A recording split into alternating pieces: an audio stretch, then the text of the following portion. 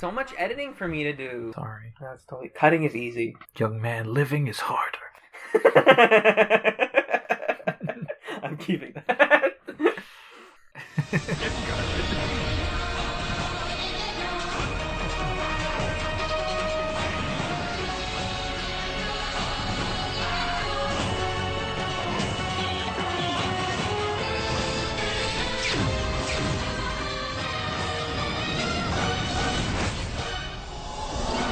Welcome to ScapeChatz. This is episode 46. I'm Alan, and I'm joined by Tracer Toenail, also known as Magellan. This week, we watched the three-part We're So Screwed trilogy, which were season 4 episodes 19, 20, and 21. The first episode was written by David Peckinpah, directed by Jeff Bennett, and it aired February 28th, 2003. What a dream team.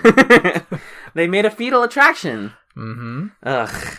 Well, this is a trilogy that I was really excited for, because it's the last, chunky episode of Farscape that we're going to get, in terms of, big stuff's going to happen. Especially after watching these three, I was like, oh, the finale is just going to be, a victory lap. Because, the big plot stuff... As far as we know. Yeah, right. As of recording this, we haven't watched the finale yet. But it's this is where the stuff's going to happen. We're on Katratzi, and then we get to part 1, it's we're not on Katratzi yet. And oh... It's a stumbling block for the first part of a very good trilogy. Yeah, I don't think Farscape has had a single three-parter where each of the three parts is pulling its weight. Right. Up to the very last one, they weren't able to. And I don't hate this episode, to be fair. I think that it just doesn't go anywhere. Hey, rhyming a little bit. It's like a weirdly a Rygel episode also. It's just Rygel gets sick. Kind of. It's Rygel, not a as, Rygel development. As plot device. Yeah. It's kind of a Noranti episode. Yeah. Which is odd. And interesting for season 4, episode 19. Yeah, I don't know.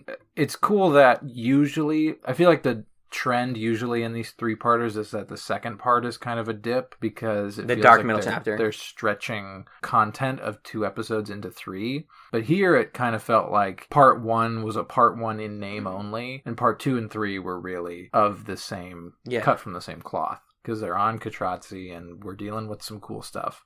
But this one, you're right, it doesn't feel like it's going anywhere. And it feels like it's just here to service the logic of how did we get to Katratzi. Right. And Scorpius is in there, and Noranti does some potion stuff, and we get to see a lot of Scarens. Mm-hmm. There's some Kalish. That's kind of fun. Yeah. We get to see more Kalish. More Gatsby. Yep, more Gatsby. Gatsby's Venick. great. It's Venick. Genic. Oh my god. You idiot. It's Victoria. I like calling him Gatsby, so I'm going to keep doing that. Gatsby.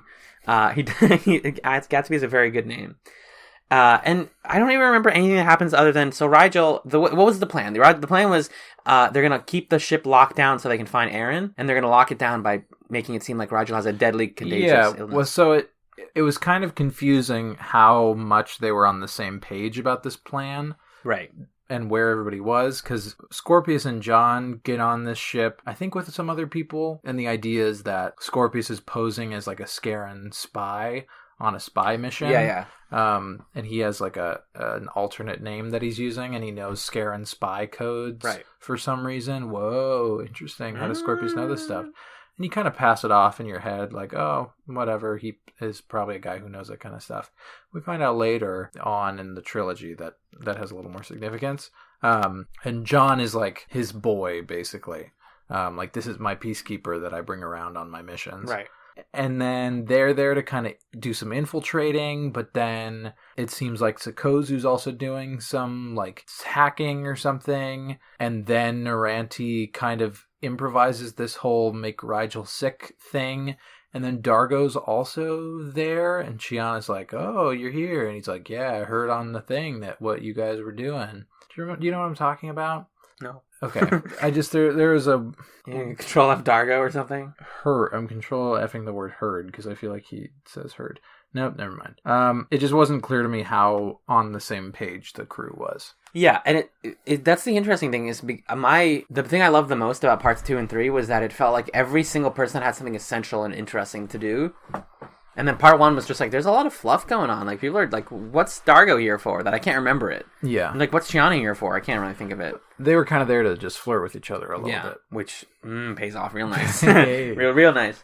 It's the kind of episode that's come on, Farscape, let's get to it. I guess the idea, if we're going to try to do like, hey, Farscape is like doing one more silly adventure just for old time's sake. It kind of works in that way, in terms of like they're on a weird ship and they're posing as stuff. Posing as other people is Team Moya's like or what is it, like flavor of the week? What's the French word for that? Or du jour, something du jour. Yeah, I understand what you're saying. You get what I'm saying? I'm uncultured. Sorry.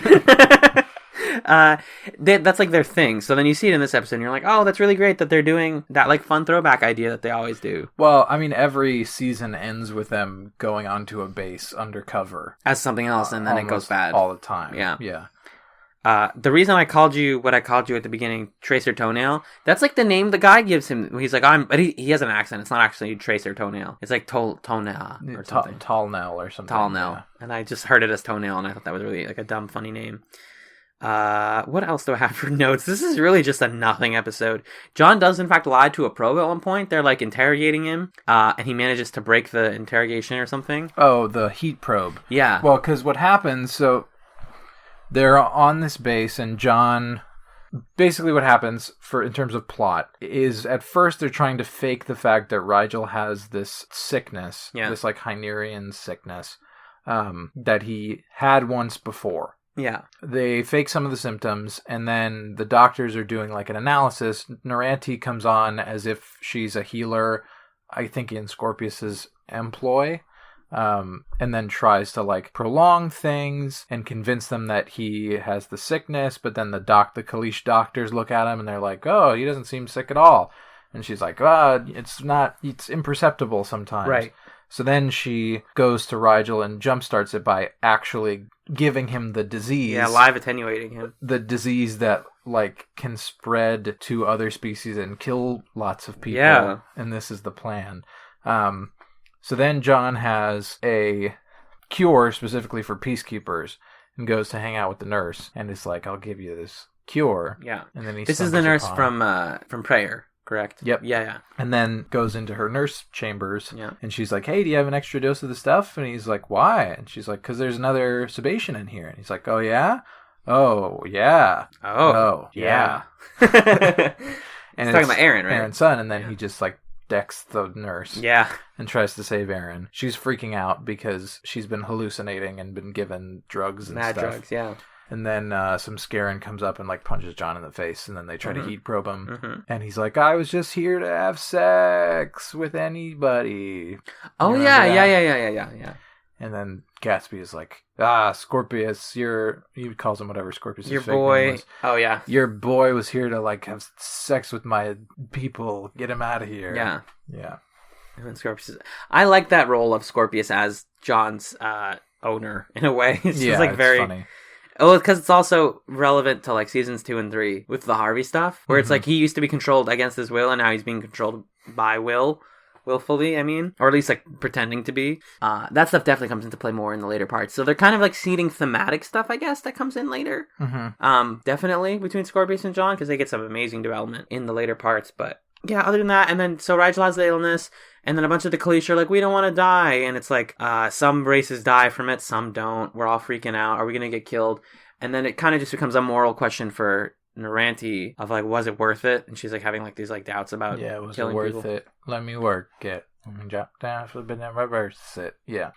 That was weird because just a couple episodes ago in Constellation of Doubt, there was that clip where she was like, yeah, killing, you can kill. Totally. And then here she's like, I've killed. I need to seek forgiveness for my killing. That was 2 episodes ago. So yeah, so it's still like very, very fresh for people who are watching. 2 podcast episodes ago and 2 episodes of the show. So I am happy to see Noranti get some development that she didn't even have at all before. Just be like, hey, remember Noranti? She's got stuff going on. I'm excited to see how her killing and versus not killing, like that whole moral quandary, how that plays out now that we are pretty much escalating into all-out like conflict. And it's like you can no longer avoid conflict, which we're going to talk about this stuff in Peacekeeper Wars in the finale, but it's like we're here now. We cannot... Like a lot of the We're So Screwed trilogy is about like trying to avoid the inevitable conflict of I guess humanity or like aliens. Is like by our natural default, stuff's gonna go bad enough and we're just gonna fight forever. That's like the tragedy of this sort of end of the series, which is interesting to contrast that with how the whole show has always been about like how you can avoid conflict by talking. But as the crew is starting to realize is like sometimes conflict is inevitable. And that's becoming like the kind of like, if you know, when we do the recap, obviously we're going to do like thematic stuff from season 4. And I think that's definitely something that's been coming into play. It's like the inevitability of conflict in your life. Right. Whether it's like, you know, scale of war or like we are always going to get kidnapped or there's always going to be bugs on the ship. Like the realization of like, this is just how things are. Right. There will be violence and you have to learn how to deal with it. Yes, exactly. Dermafolica is the name of the disease, Good by job. The way. Great name for a disease. It means skin. It's like a chai tea, but it's a disease. So there's a Kalish boy that Sikozu's flirting with that dies. They consider, because Gatsby's whole thing is like, if the peacekeeper Aaron's son dies, so what? As long as we keep the fetus. The fetus. He keeps talking about the fetus in all of these parts, and it's like, you're really into this fetus, dude. There's a lot of like, why are you so obsessed with this one thing? You didn't realize that you could get your information another way. Like, he's so worried about the fetus, and then in like parts 2 and 3, someone's like, you know, John's here. The thing you want out of the baby is just in John. You don't need the baby. And he's like, shh. I'm already down this pole really, really far. And so his solution at the end of this episode is like, maybe we're going to take the closest parallel and transplant the baby into that and let Aaron die. And so they get Chiana. And you're like, don't put a baby in Chiana. That's messed up. And then they don't. And then Scorpius gets captured. And they get off the planet with Aaron. And you're like, yay, everything's great now. Mm-hmm. And I really like, that was my favorite moment of this episode, was you felt like, wow, we managed to get out safely. We managed to get out without any harm to anyone. Dang it. The person that we hate the most needs to be rescued. We can't, it's not like, you know, season 4 starts and it's like, we gotta rescue Aaron. It's like, no, now we have to rescue Scorpius because John gets a Harvey vision, which, hey, throwback. Whoa, here we are. Gets a Harvey vision that where Harvey in his head for some, what's the framing device of this Harvey vision? Do you remember? Because there's always like different types of Harvey, like where are they? Oh, it's Nosferatu. Is this the Nosferatu one? Mm-hmm. Oh yeah, or Harvey's Nosferatu in like a coffin. In a coffin. Well, because the whole bit is that he's like rising from the dead of John's mind. Right. He's like, I'm back. And my dad is definitely, you need to get him. And John's like, why? I hate him. What if I just let him die? And they're like, he put this thing in me when you guys made that deal, and I'm still here, and he hears everything I hear. And I love that he says he hears what I hear, but what he means is I have your brain right now. Mm-hmm. I have access to your brain, which means I have Scorpius has your wormhole info. He's captured by the Scarens. Ipso facto, Scarens have your wormhole info. Uh-oh. Darko, turn this car around. End of episode. We have to rescue Scorpius. And that's part 1. Right? Yeah. Yeah. There isn't really a ton to say about this episode. Yeah, I barely managed to squeeze all that out of it. Yeah. Is there background info for this episode?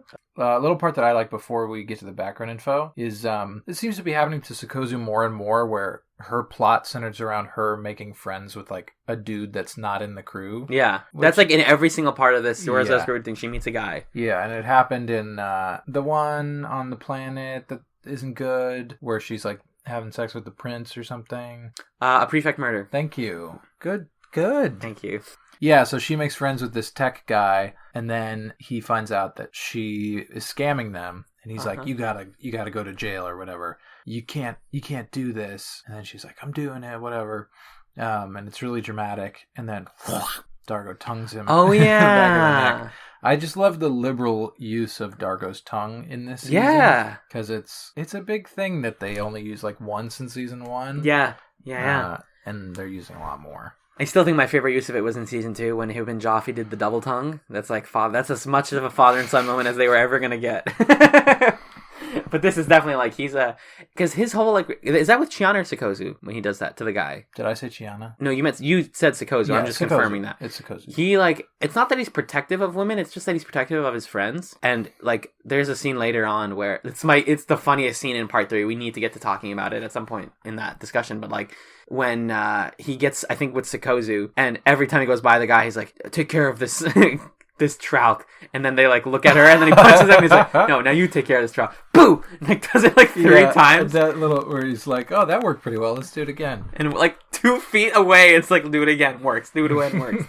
He's got that skill where he's like very protective, but can also be like cool. Yeah. Anyway, that's pretty much all that we can milk from this episode. Here's some background info. Harvey makes his return in this episode, having not appeared as his real self since Promises. An alternative title for this episode suggested by Ricky Manning was Fetus Don't Fail Me Now. Oh my god. Okay, great. Thanks, Ricky. At this point in the season, puppeteer Fiona Gentle was in charge of operating Rygel, so the actors had to get used to a female voice coming from him. That's cute. Deborah Pert, post-production supervisor, came up with the idea to treat Harvey's footage with this scratchy black and white film look. Yeah, because Nosferatu. Yeah, sure. It works. I liked it. I like the nails, too. The Nosferatu nails. Yeah. There's some costuming changes that were good.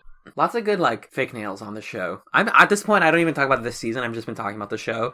But, in the girl episode, Bringing Home the Beacon, where the masseuse therapist or whatever had the, cool nails. There's lots of cool nails. It's, they're clearly a big fan of Lady Deathstrike. That's what I'm getting at. Harvey's resurrection scene originally featured close to 150 candles, but once lit, the crew began to asphyxiate, and the idea was abandoned. They can't see my face right now. What? What? I guess because it's a tight room, oxygen. Wow, that's a lot of candles. And it's in black and white, so the effect would be a little bit lessened. It'd just be a bunch of lights. Mm-hmm. All of the lights.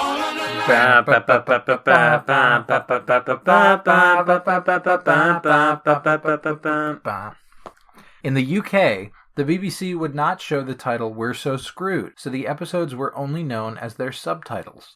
I love Fetal Attraction. My favorite episode of Farscape. Ew. The title We're So Screwed referenced the fight between John Crichton and Miklo Braca in Look at the Princess, I Do, I Think. Wait, really?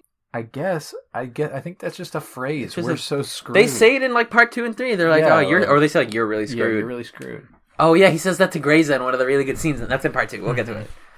The sound department tried to make it sound like thousands of people lived and worked on board the space station. It did not really work. Not really. I like the design of the station, but I didn't get the feeling that it was crowded. Mm-hmm. Pert had suggested that the episode be called Poison Harvey to honor Harvey's resurrection after 12 episodes. I don't get it. Poison? Okay. Rygel's vomit was created with red, pink, and blue dyed gelatin. Fiona Gentle recalls that everyone was sliding around the set trying to get out of the way. Okay. Fun. Vomit time. Is it the background info? All right, rolling right into it. No breaks, no takes. Part 2. It's Hot to Katratzi. It's the techno remix that was in my anime music video of Farscape. The second episode, Hot to Katratzi, was written by Carlton Eastlake, directed by Carl Swicky, and it aired March 7th of the same year. I like this episode a lot more. This is we're picking it up. Pick it up. It turned into a ska episode.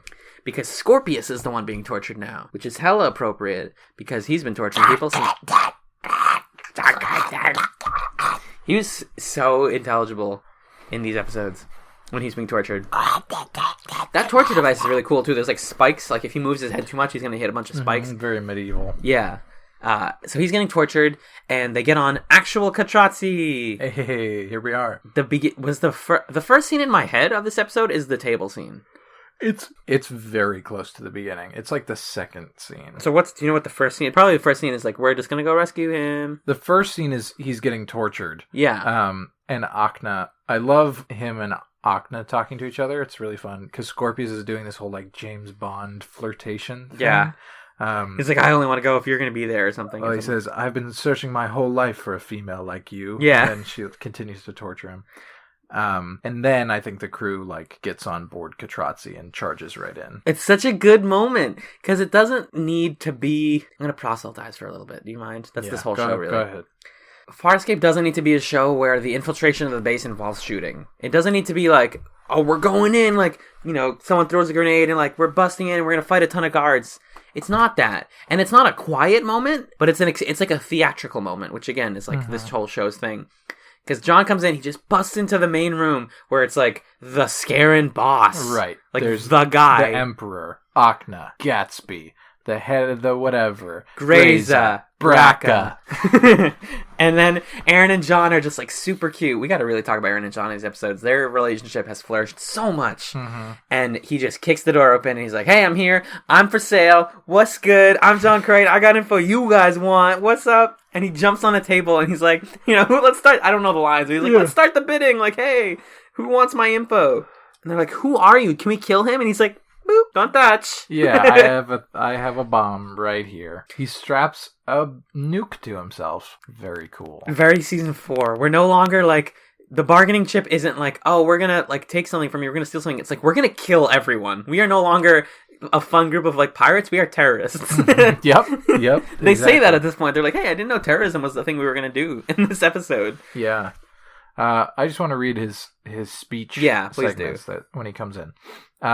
So he comes in to the room, and all these people are like, who the heck's this guy? Well, Grayza first says, John Crichton. Like, oh, John Crichton, here he is. And then John says, and partner, what did we miss? Because Aaron's there with him. Stalik, the Emperor, goes, you've taken great risk coming here. Why shouldn't I just have you seized right now? Well, maybe this. And then he points to his thing. They're like, what's that? Plutonium core, tritium shell. Does that translate? Fission bomb. And the guards go to like shoot him, and he's like, no, don't You're the biggest idiots. Don't shoot him. Okay, and then he starts his little speech. So John says, nice threads. You must be the Emperor. Now, before anybody decides to get clever, you should know I have multiple dead man sensors from every culture on my ship and a few cultures I haven't heard of. My heart stops. We all go boom. My heart speeds up. It's boom again. Too hot, too cold. Too happy, too sad, thirsty, hungry, bored. It's John Lee Hooker time. Boom, boom, boom. And you try your little psychic trick. Kaboom. And we're all pushing up Dayglow daisies. A lot of words. Akna's like, why do I doubt that? I love this line. John says, because you lack imagination. Yeah, just owned immediately. Stalik asks him what he wants. What do I want? What do I want? I have not been chasing my ass all over the galaxy trying to pull out chunks of my brain. I have not been sneaking fembots and screeths into the places where I live. You want something. You want what's inside my head. You want what I know about wormholes. Because I can leap tall galaxies in a single bound. I can scorch planets with a wave of my hand. And you, and you, and you... And, like, each one of them's pointing themselves like, me? Even the weird Kalish guy? You can't do jack. And then Grace is like, that's not true. Because, remember, the Peacekeepers are still operating under the lie that they have wormhole weapons. Right. We totally have it. We definitely have those. He says, oh, really? You command the stars to do your bidding? I know you can't. And you can't. And you, like, it goes around the table again. Yeah. And then here's this line. Oh, wait, this is the capitalism line? Mm-hmm. This is the best line. And then Stalik says, and why are you here? John says, because I am an American. And what does an American want? Democracy? Capitalism. I want to sell out and settle down. For one day only, it's a blue light special on aisle 3. My wormhole technology and a free set of steak knives for all the tea in China. And anything you can imagine to pay me. Yep. And then he says, welcome to my Cold War. Yep, that's... Oh. Now, what am I offered for all the powers of the universe? Wow. So, I was like, maybe we shouldn't read that whole thing, but it's really important to read that whole thing, because that sets up the whole episode. Is now John forced his way onto Katratzi. His whole team has infinite immunity. Like, there's a scene right after that where someone tells the main... What's his name again? The Scaran guy? Stalik? Someone tells Stalik, like, hey, they have access to everything. They can do whatever they want. He's like, what can we do about it? Like, well, they're not going to take anything. You can scan his bomb and try to turn it off, but... Please do that. Until then, he has a nuclear bomb strapped to his hip. Exactly. And so it's like this like sets the whole tone for all of it. Also, this is totally the kind of scene where... If we still cared about translator microbes, I would have been like, what are they hearing? Like steak knives, like blue light special. Right. What is that? But whatever. And so, yeah, then the crew basically splits off into their little factions. And they all get their little side quests of like, encourage the what's it called? Encourage the peacekeepers to get into fights with the Scarans. Encourage the... Oh, yeah. Everyone. They want to start a Kalish Charid... Kalish and Charid are the main fight riot. Ones. Yeah. So that they can take Scorpius and run out with no like harm to them. Right. That's my only weirdness with this episode. Why was the rest of the crew on board with saving Scorpius? You know what I mean? Yeah. I think they trust John enough at this point. And if it's true that he said, hey guys, Scorpius has wormhole info and they're going to take it from him, they need to get that. Yeah, I guess you're right. That's true. They know that. Because he tells them. He doesn't hide it from them. That's true. He says, "This is my Cold War." So yeah, then we're in the little factions. Mm-hmm. Gianna, her first thing to do is she tries to talk to one of the Scarens. Mm-hmm. And she's like, "Do you guys have Mivonks?" And they're like, "Yes." And then she kicks him in the balls, and he's like, "But they're internal." She's like, "Damn it!" Like, that's very cool. And then we get to meet the Charids. I love these little, like, pieces of culture. Like, this is why I actually really loved Katratzi as a setting, was it felt like a melting pot of, like, here's all the different cultures where they hang out. It felt much more populated than the space station. Totally. Because the space station... Whoa, there's a lot of S sounds. The space station felt like a weird airport, like an empty airport. This is like a, like, central hub. This is like a hub city. Like a Stormwind, if you will. Because the Charids are in the bar, and Dargo and Rygel hang out with them and get drinks with them, and they have like cool space hookah, which Dargo does, and that's fun. Yeah. And then like him and Rygel are like, because what they're doing is this is like very Farscape, is they're appealing to their ethos. They're appealing to like, you guys are cooler than them, you're stronger than them, they think you're weak and they think you're brutes, which is actually true. Like they're messing with you. They're talking to about the Kalish. And then, they're like, no way. And then they prove it. And then that's kind of like what their whole thing is. Yeah. And there's some comedy between like Rygel and Dargo as like mediators of conflict, I guess. And then we have Sikozu is with the Kalish. And she's like floaty kind of girl who's just like, hey, what's up? I'm just saying they hate you. And they're like, what? And she's like, oh, you want to hear what I have to say? She kind of like ingratiates herself with them. She's very subtle. She's like the most like James Bondy also. Like, I'm going to like wheel and deal my way through this. Well, and also she can turn her eye around. And that's a big deal. Yeah, they see that and they're like, oh, I guess, yeah. Well, one of them sees it because it's a sign of being part of the Kalish resistance. Oh, the secret Kalish? Yeah, I mean, I think what's great about this episode is it really drives home the thing that we've been talking about regarding Farscape since the beginning, which is that it is about communication, right? Yeah. And it's answering that question of there's going to be violence at some point by saying, yeah, but you can stave off a lot of it or get by for a while through talking in a smart way. Yeah. And through being diplomatic, knowing what you have, knowing how to convince people to side with you. And it really takes up a lot of space where characters are just talking to each other. Yeah. Nobody's really shooting at each other or doing anything violent. That's why when it happens at the end, when the riot happens, it's like, oh. Yeah, it's a big deal. Mm-hmm. And... you could kind of see these three parts as like a meditation on the inevitability of conflict. Because part 2, what they wanted to do was, we're going to start a riot. No one's actually going to die in a riot. People are just going to like punch each other and get some shots off. Maybe like 1 or 2 casualties. And then the Scarens will be like, hey, stop it. And we'll already be gone. And then we're free. Unfortunately, it doesn't go that way. As we see later, it goes real south.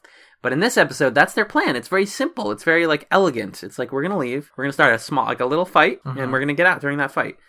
But yeah, so in this episode, John and Aaron have a ton of cute moments. Like at one point, the bomb starts beeping and he compares it to his boner for Aaron. Like he's like, oh, is that, like, he's like, are you just, I'm happy to see you, I guess. Well, he calls her dangerous. Yeah, you must be dangerous. And I loved the John and Aaron stuff. I was talking about it with Omens recently, like, how much her character has progressed in the last couple episodes, especially compared to the first season, where she was like very rigid, like, I am the peacekeeper without emotions. Right. And now she's like, she laughs a lot in these episodes. Yeah. They're in as hot water as they'll ever be, and she's giggling and like telling jokes. She's having fun. Yeah. Because they're like, oh, screw it. We're gonna maybe make it out of this alive, and if we don't, we had a good time. And that idea permeates all of parts 2, and especially 3. The elevator scene we're going to talk about is in part 3. That's something special and magical in that elevator. Speaking of horniness, Scorpius at one point continuing to flirt with Acna says, I will amuse myself with dreams of you, which is a lot. Like such a creepy thing to say to your torturer. Acna's so good. Yeah. I think she's Francesca Bullard. Yeah, she's doing a great job. It's cool to see the Scarens have internal conflict. Yeah. And to be like, oh, they're not just all universally like evil and like against us. It's like some of them want this, some of them want that, and some of them are like, you're incompetent. You work for me, but you're terror. Like it's kind of like, oh, maybe they're just like the peacekeepers who are also filled with incompetence and idiots who don't agree with each other. Right. They're not just a universal force. And the main guy whose name I just can't. Stalik. It won't stick. It won't Stalik. Even he is like not a perfect villain, like right. He's not that intimidating. He's like creepy and it's like he could probably kill you. He really wants to. He's very motivated, but I was never like, he's gonna throttle. He's not like, when you see Scorpius, you're like, he's gonna kill me in like a really disturbing way. But it's like Stalik's just like a big bad boss. He's like political. Yeah. He's. Yeah. And he has moments where, like when they try to run away. Yeah. That's the end of this episode? Yeah, it is. And he just plays it off as like, oh, yeah, you must have been trying to run away because the riots were really dangerous, right? And they're like, yeah. And he's like, come on, come hang out with us. It'll be cool. He's very cool. Yeah, he rolls with it. And he keeps his cards hidden. Yeah. I like that about Stoic a lot. And I'm curious, again, how that will translate to all-out war. Like, how does he work as a military commander? Although, I don't know, I maybe am continuing to hype up Peacekeeper Wars as, like, it's going to be a ton of fighting. It might not be. It might just still be a ton of talking. We don't know. That's the fun about the show, is it's always a mystery. Speaking of mysteries, so Stark is back. He's got sweet hair in this episode. And he's on the ship, and he tortures Scorpius, which, at that moment, I was like, this is kind of rewarding. Like, to see Stark finally get that thing that he wanted for so long, which was to turn the tables on Scorpius. Yeah, it felt really weird and out of character for a good reason. Yeah. Which is that he was a robot. Yeah. A bioloid, excuse me. But it was satisfying. Right. Because you weren't expecting Stark to come back. At all. What a cool move. Octa's like, hey, I got a special guest to come torture you. And you think, like, okay, it's going to be Gatsby or it's going to be some other Scaran something. And then it's Stark. It's our boy. Our boy Stark. With a mullet. Yeah. With like a weird mullet. I like to think that was just the actor, like when he was on Broadway or whatever. Or no, he's in the Sydney Opera House. Yeah. Australian Broadway. Yeah. And he was like, I played one of the Greasers in our play version of The Outsiders. It's not the Greasers. I'm mixing up a lot of things. He was in Grease. There you go. And, Stark comes back and does some torture stuff, which is nice. But he gets more development in the third episode. Yeah. Mm-hmm. And we get the reveal later that he is not who we think he is in this episode. Mm-hmm. Or he's not a person. Another character that is back, it hasn't been quite as long for this character, but is back in a cool way. It's Braca. It's our boy Braca. Braca's Bacca. Back Braca. And he runs into John and Aaron in the hallway, basically. That scene's great. And they're like, hey, Braca, wait a minute. That scene? Yeah, well, John's like, hey, Braca. And then Aaron says, does mommy know you're here? And then John says, does mommy know he's Scorpius's boy? Braca gets this little look of just embarrassment and kind of eagerness. Yeah. He's like... and he says, are you here to rescue him or kill him? And then they're like, hey, come with us, bud. Help us out here. That is the exact moment where Braca goes from Greza's like puppet to 100% our boy. Right. Because Scorpius is on our team now, and he's with Scorpius, so we now have a bigger team. Right. So there's no reason for him to just stick with Greza at 100%. All. Yeah. And we see how that works out in the third episode. Yeah, we do. Yeah. Ow. Let's bring it to the climax of this episode. Yeah. So basically how it goes is they set up this riot where the Charids and the Kaleesh are fighting. The mechanics of it is that the Charids are essentially the enforcers, the guards of this base. Right. They're the heavies of the Scaran situation. Yeah. And Dargo and Rygel are convincing the Charids, hey, listen, if the Scarans get this wormhole technology, they're not going to need soldiers anymore. They're going to need more techs, more Kaleesh. So you guys are going to be obsolete. You need to do something. You're being replaced by those Silicon Valley millennials. Yeah, pretty much. Oh my god, are the Charids townies? Is that what this is? And the Kaleesh are like millennials and tech people? So they try to foment this rebellion, or this unrest amongst the Charids. Meanwhile, on the Kaleesh side, the other Kaleesh that Sikozu is working with tells her, hey, the Charids have the codes for these elevators. Yeah. Katratzi has these elevators. Very, very important in part 3. Yeah. The most important elevators. Super important. And the Charids have the codes, and we're not supposed to have the codes, but I have the codes. If you use the codes and then open this, like, weird room with some plants in it, then the Scarans are going to get really upset and blame the Charids. He doesn't tell her why, though, right? Why the plants are important? Well, it's talked about in part 3, so we'll get into the plants in part 3, but it's mentioned that the Kaleesh and the Charids don't actually know what they're for. They don't know what the plants are for. They just know it's a room you're not supposed to touch. Right, and that it's very important to the Scarans that the plants are not touched at all. Yes. So they leave the door wide open. John and Aaron go in the elevator and get the Scarans mad by going into the plant room and, like, boning down a little bit, or starting to, and then they show up and it's like, you never have enough time for anything. That's a good moment. Yeah. You never have enough time. Then things ripple out, people get upset, things go crazy. John and Aaron bust in, save Scorpius. Yep. And he's like, John crazy. He's kind of dying and stuff. Yeah. And then they run him out to the point where they're about to get on to Lola, I think. Yeah. And then he wakes back up and, like, beats them both up, right? Who does? Scorpius. Yeah. Yeah. He's, like, being dragged by them. He's, like, on the floor, and they're like, please wake up. And he, like, just wakes up. He's so playing with them in that point, by the way. Well, yeah, because there's a moment where you can see on his face that he notices it's his moment to seize control. Yes. And he hits Aaron and then gets John on the ground. Yep. Then he's totally calm once again. John is screaming at him. Right. And the episode ends. We can talk about other stuff in the episode, but it ends with Scorpius saying, well, John says, "You stupid son of a bitch." And Scorpius says, "I'm sorry, John. You need to breathe deeply if you expect to live." Because the thing's ticking faster and faster. John says, "You're going to get us all killed." Scorpius says, "Now, if you trust me enough to live, you may well discover the truth." John says, "Trust you? Trust you?" And then that's the... goes into the song. The freeze frame into the... dun, dun, dun. Yeah, that's a really intense... That was when I texted you, Scorpius, you mother freller. I was like, come on, dude. Mm-hmm. You took your moment and you used it well. But there are a couple stream moments that I wanted to get to also. I just realized that the stuff I thought was my part 3 notes is actually the part 2, and more stuff happened in this episode than we thought. Mm-hmm. My favorite... There's 2 amazing elevator scenes in particular. Mm-hmm. My second favorite is in this episode, and it's when John and Aaron are going down into the flower room, and they have this beautiful little bit of silence.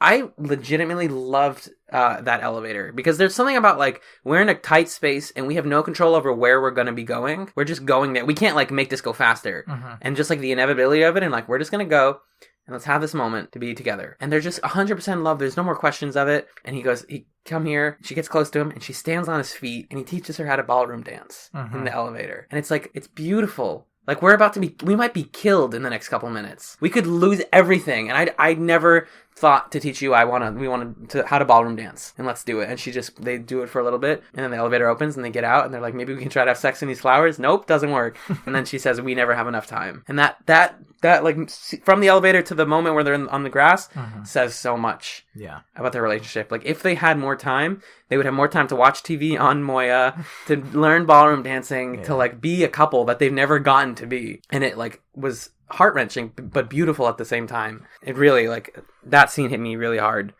I wrote something about how the Scarens apparently are way into those, like, red seeds that they serve at Chinese buffets that no one ever eats. And I was like, no one knows what those are. What am I saying? Crichton makes a lot of food jokes. Like, he does the, like, Blue Light Special, like, all the different... He makes a lot of food jokes. I was just thinking that Crichton was really hungry this episode. I'm like, Crichton must have not eaten for a while. There's a lot of escalation in the riots. At one point, Sakozu, to get out of the riots, kicks open a window with her... She, like, drop kicks a window, and that's very cool. Yeah. And then... also, in the riots, the Kalisha, like, jumping up on the walls, shooting people. So cool. It's like, okay. It's like, oh my god, you were like, dude, this part 2 gets so lit. And I'm like, what do you mean? And it's like, chairs are shooting at everyone, and the Kalisha, like, on the walls. Yeah. It's awesome. It's great. Mm-hmm.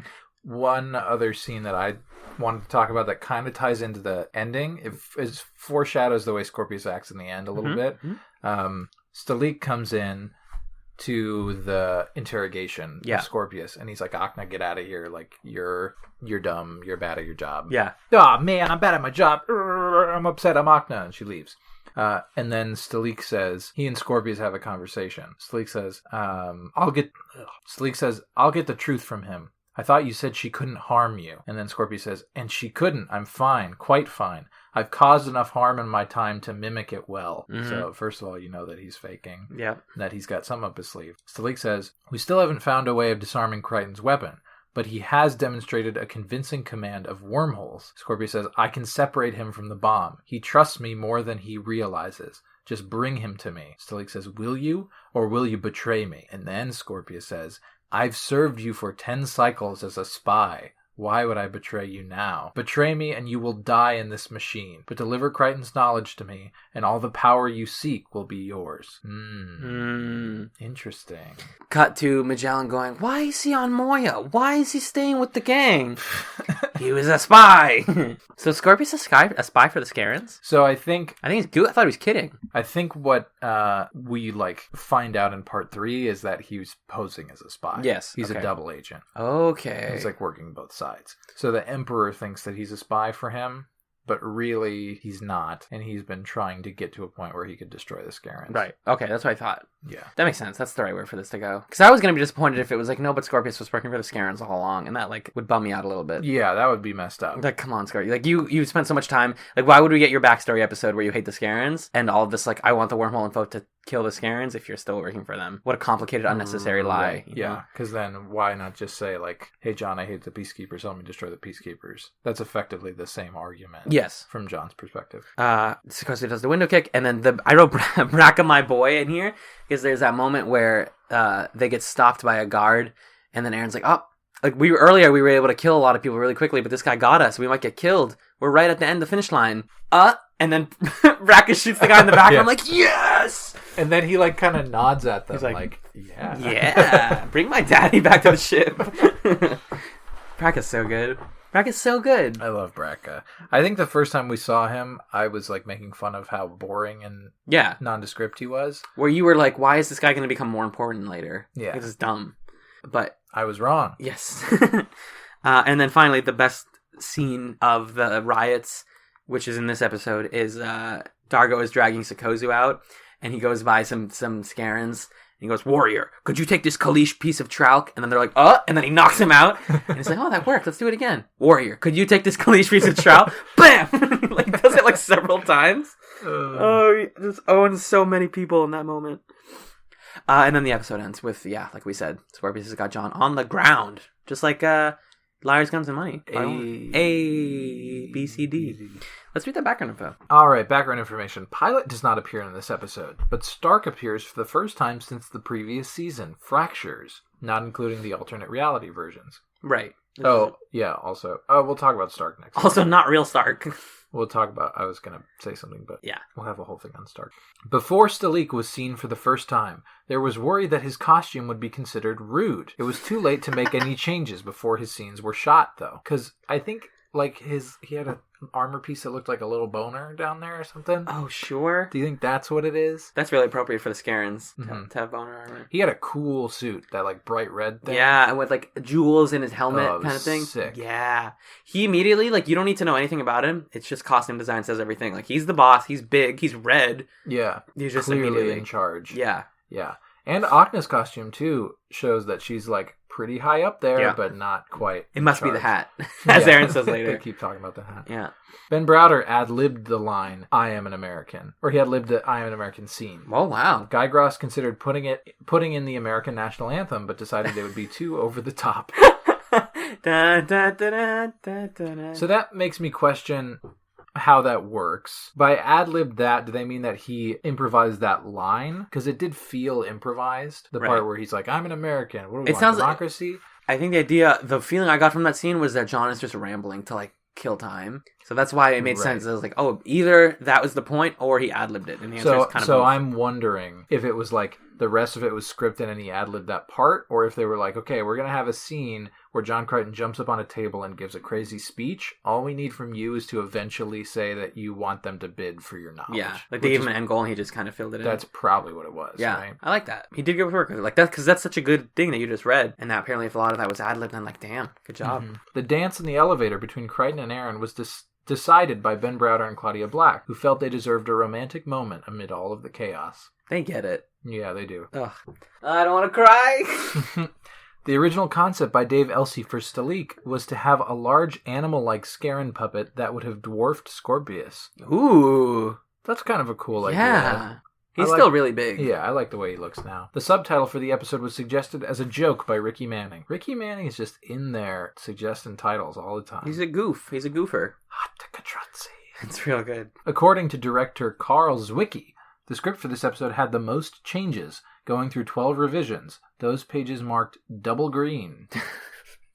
Thank you, script writing background. A deleted scene from this episode had Scorpius peeing his pants. His urine was the color of antifreeze, according to Zwicky. What?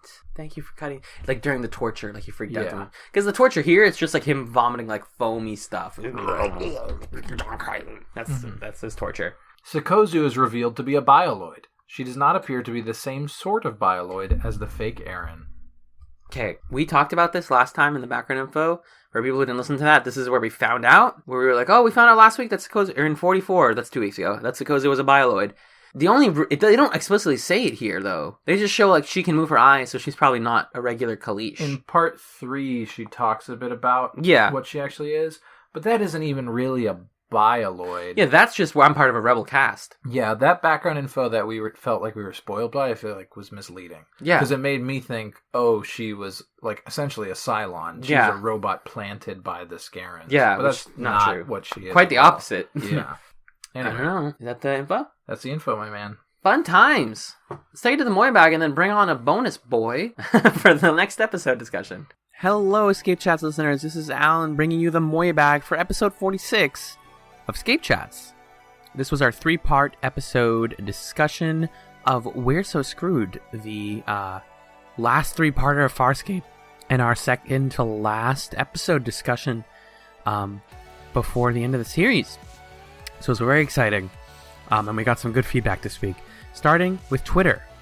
The Hello Toonie says, Prayer is one dark, mean, awesome episode.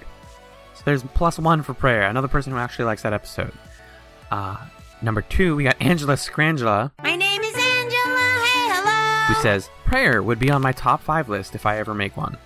I think same. At some point we're probably going to do like top 10, top 5 somethings in our series recap. I'm very excited for that. And those were the only tweets that we got this week. We were also favorited by our other favorite Farscape podcast, the Farscape Friday podcast, hosted by Kay and Taz. After our tweet, to his final moments, John Crichton wanted us to look upward and share the wonders he'd seen. They're still out there, folks. Which I tweeted just because it felt appropriate after the nightmare that was the latest US election. I just wanted to bring some positivity to the Farscape community. And I think we might touch on that stuff at some point in a future Moyabag, maybe. But we're not going to get too political right now. We didn't get any new emails this week over at ScapeChatz@gmail.com, although we would love those. Alas, people are busy. I get that 100%. Moving on to the Reddit thread over at reddit.com/r/Farscape. This time I'm going to try just starting from top comment and going down to the very bottom. We got 11 wonderful comments this week. First up is Blue Blaze Spear. At one point, Aaron has an amusing line that seems like a fun callback, and this is referring to the PK Trout Girl, PK Tech Girl mix-up. Very charming. I think we did pick up on that when we discussed this. It's a good line. The weird thing with Starkozu was who he chose to love. He was unable to love a shipmate with whom he was bound to have a shared and empathetic history, yet at some point he was able to love a Scaran? Maybe in that reality, Scarans are like golden retrievers, which is a very, very on-point comparison. It seems like a very complicated emotional state that would lead John to go to Scorpius for help. I think he had 2 reasons. First, Scorpius would be the only person on the ship that would agree to help him instead of trying to talk him out of doing something so dangerous for such a dubious piece of info, as long as he would agree to give Scorpius what he wanted. The second reason is that John knew things might get dark, and he wanted someone who would act and not moralize about it. John is out of it here. Scorpius telegraphed every move he was going to make, yet John seemed conveniently confused because it had been as clear to him as it was to us, and he didn't want to feel compelled to stop Scorpius for moral reasons. Is it possible for Crichton to be passively ruthless? Because that is what he seemed to be here. He essentially convinced himself to play dumb to facilitate murder, and he let Scorpius justify it by suggesting these people were close to death anyhow.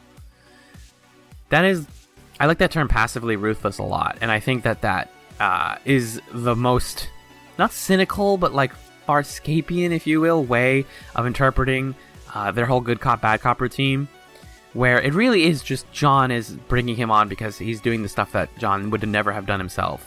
But then at the same time, Scorpius clearly comes out of that scene way more savage, and as John is laying there holding the Chiana Aaron son in his hands, and Scorpius is telling him basically, we gotta go. And it's that moment that I think, like, maybe he didn't want Scorpius to be as brutal as he was. Maybe he just needed him for, like, your first reason that you mentioned. But that is a good point, thank you. Leo Chris says, glad to see Old as Your Omens back for another go. I loved her insight into this episode. Thank you. And thank you to Omens again for being on, and thank you, Leo Chris, for being on a previous episode. Having read the comics, I can confirm there's no mention of Aaron's assassin career. One thing I didn't love, which is a minor detail but it feels rather dated, is the whole shoot him, technically it's a she, shoot it exchange. Jewel Dargo pretty clearly identifies as female. She is Jewel. While I can understand the initial confusion, referring to her as him using the it pronoun is a bit too much for me, and I'm glad you noted this already. Only Scorpius, this is from Hot Decor, only Scorpius uses the it pronoun which fits his character. I doubt Scorpius would respect anyone's preferred pronouns. I think it's that, and I also think it's the show, they didn't even consider that at the time, but there is something clearly intentional about the whole, like, it moment. I think that's just meant to be incredibly dehumanizing and kind of awful, as Scorpius tends to be when it comes to other people. Also, Leo Chris says, random question, but did you guys ever get to that 1 minute you sampled from season 4 before watching the show? Which is amazingly well timed, Leo Chris, because we actually got to it this episode, or actually last week in prayer. Both of us did. So for those who don't know, if you haven't been listening to ScapeChatz since the start, at some point we brought this up on the show that when we started, we watched the first episode, and then Magellan and I both picked a random episode from season 4, and we said we're going to watch one scene, basically about 10 seconds of footage, and we're going to commit that shot to memory. We're not going to try and learn anything about it or read up on it, and then we're going to try to remember when it happened when we catch up to it later in the series. Coincidentally, both of our shots were from prayer, so I'm just going to go down both of them because we forgot to bring it up in the prayer discussion, and Leo Chris was astute to point out that we haven't mentioned it yet.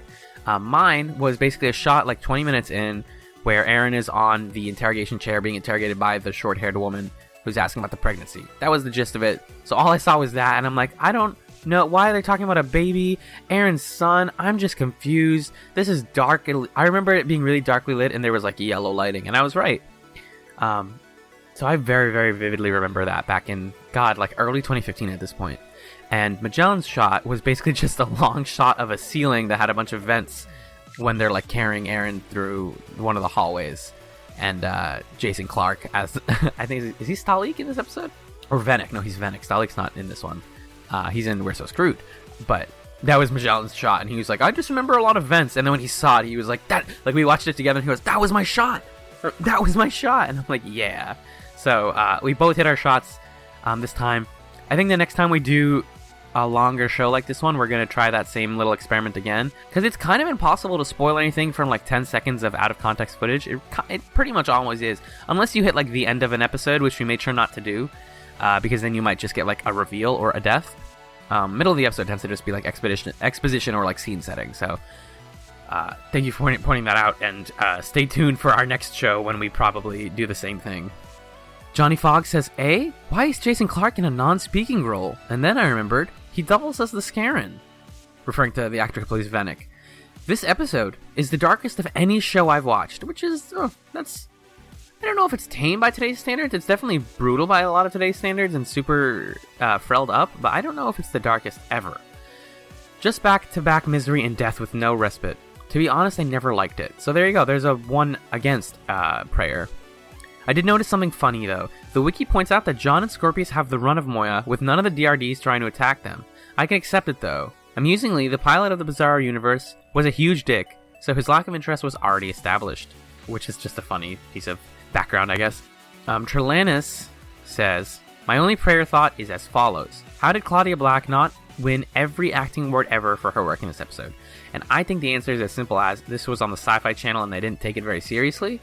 But it's true, Claudia Black acts frelling circles around every other person in the show. Black Moon and Sun just a few hours ago commented, woohoo! I finally caught up to the ScapeChatz episode so that I can comment in the Reddit thread. I've been enjoying Alan and Magellan's unique point of view about the show. I love the Whedon test. And by the way, is there a way to listen to the Buffy podcasts?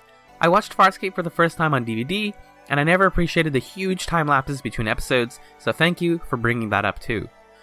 That comment made me a little bit sad, just because people who've been listening for a while know that we both, before Farscape, watched all of Buffy the Vampire Slayer and Angel, and discussed it weekly in a podcast format not too dissimilar from ScapeChatz. But we actually didn't, I think I've talked about this before, we actually didn't record any of that.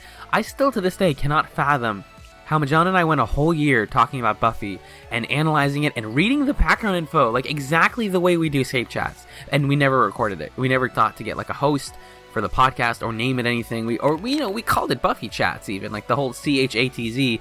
That thing was our brand in 2014, and we never recorded it. I'm sorry to say that, but there are a million Buffy podcasts out there and Angel podcasts.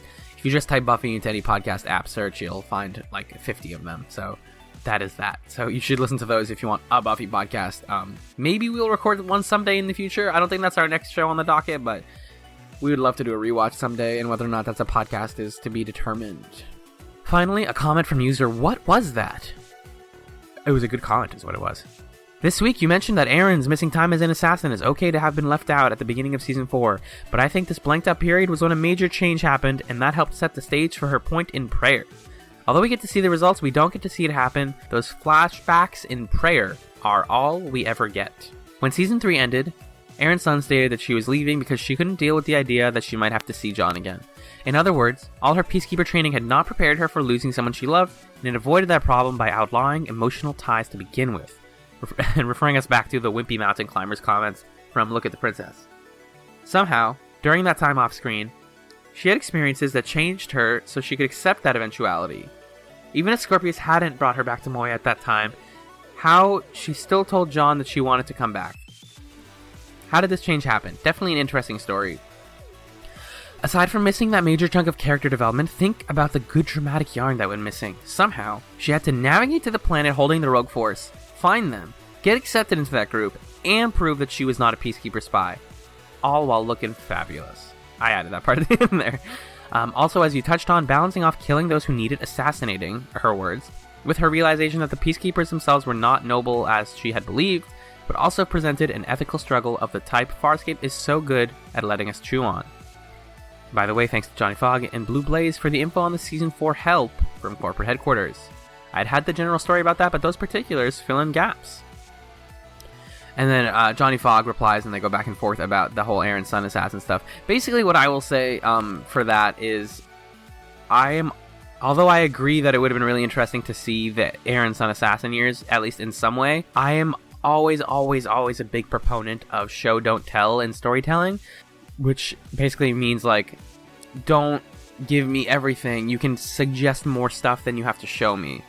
Which a lot of fantasy does well, and a lot of fantasy does poorly, to be honest with you. And sci-fi, the same.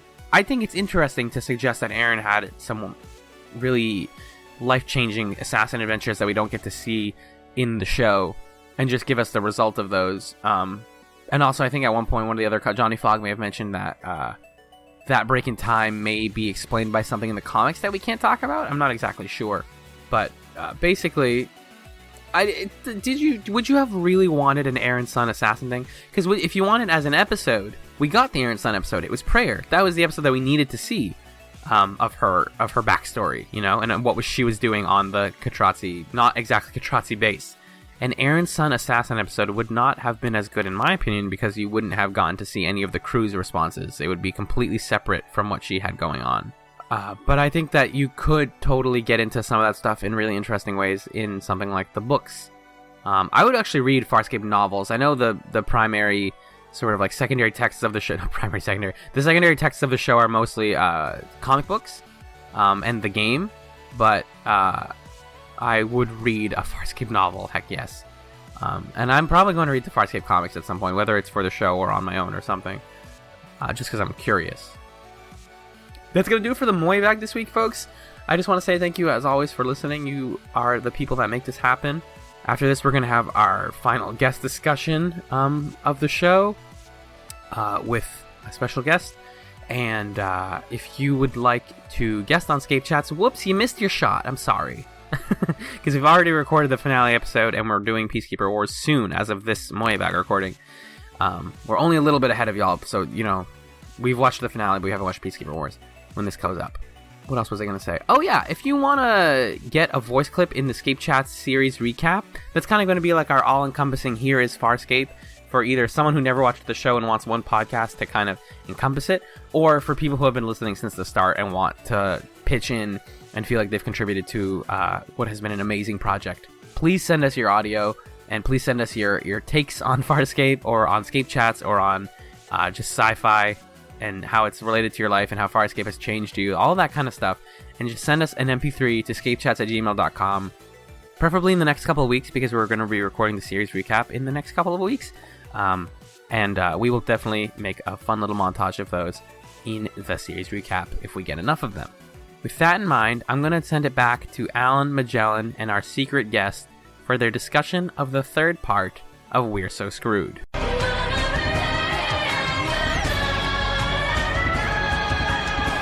And we're back. Finally, the third part of the We're So Screwed trilogy was called La Bamba, and it was written by Mark Saraceni, directed by Rowan Woods, and it aired March 14th, 2003 in the US.